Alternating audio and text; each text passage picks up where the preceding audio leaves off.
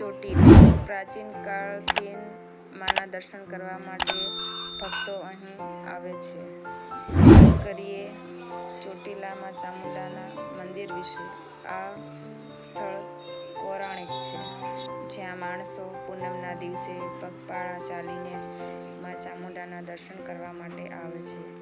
જ્યાં ઠેર ઠેર રસ્તા ઉપર રાવટીઓ પણ જોવા મળે છે. વાજતે અને ગાજતે માતાજીનો રથ લઈને ચોટીલામાં ચામુંડા માના દર્શન માટે ભાવિક ભક્તો આવે છે. કહેવાય છે કે ચોટીલામાં ચામુંડામાં ડુંગર ઉપર બેઠા છે તે હાજરા હજુર છે. માએ ઘણા પરચા પણ પૂરેલા છે. લગભગ ચામુંડામાં જ્ઞાતિના કુળદેવી તરીકે ઓળખાય છે. અહીંયા એવું નહીં બન્યું હોય કે કોઈએ પણ ચોટીલામાં ચામુંડા માના દર્શન કર્યા. જે લોકો નહિવત છે તે લોકો માટે અહીંયા ફ્યુનિક્યુલર રાઇડ શરૂ કરવામાં આવી રહી છે, જેનો દર ફક્ત 30 રૂપિયા લેવામાં આવશે. તો મિત્રો, આ ટ્રેનમાં નાના મોટા વૃદ્ધ અપાહિજ બધા આ ટ્રેનની મુસાફરી કરી શકશે અને માતાજીના દર્શન આસાનીથી કરી શકશે.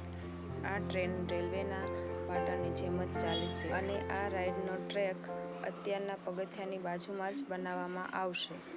એટલે ઇમરજન્સીમાં જો રાઇડને ઊભી રાખીને ઉતરવું હોય તો ઉતરી શકાય. આ રાઇડમાં લગભગ 70 જણા લોકો બેસીને મુસાફરી કરીને ચંદી ચામુંડા માના દર્શન કરી શકશે. આ રાઇડમાં બેસવા માટે તમારે ₹30 ચૂકવવા પડશે અને માત્ર 5 થી 7 મિનિટમાં જ માતાજીના દર્શન માટે પહોંચાડી દેવામાં આવે છે. ફનિક્યુલર સિસ્ટમ તમામ પ્રકારના હવામાનમાં આરામદાયક સફર બનાવે છે. મિત્રો, આ રાઇડનો લાભ તળેટીથી 25 પગથિયાં ચડીને આ રાઇડનો લાભ લઈ શકાશે. જ્યારે બીજું સ્ટેશન શિખર ઉપર બટુક ભૈરવના મંદિર પાસે બનાવવામાં આવશે.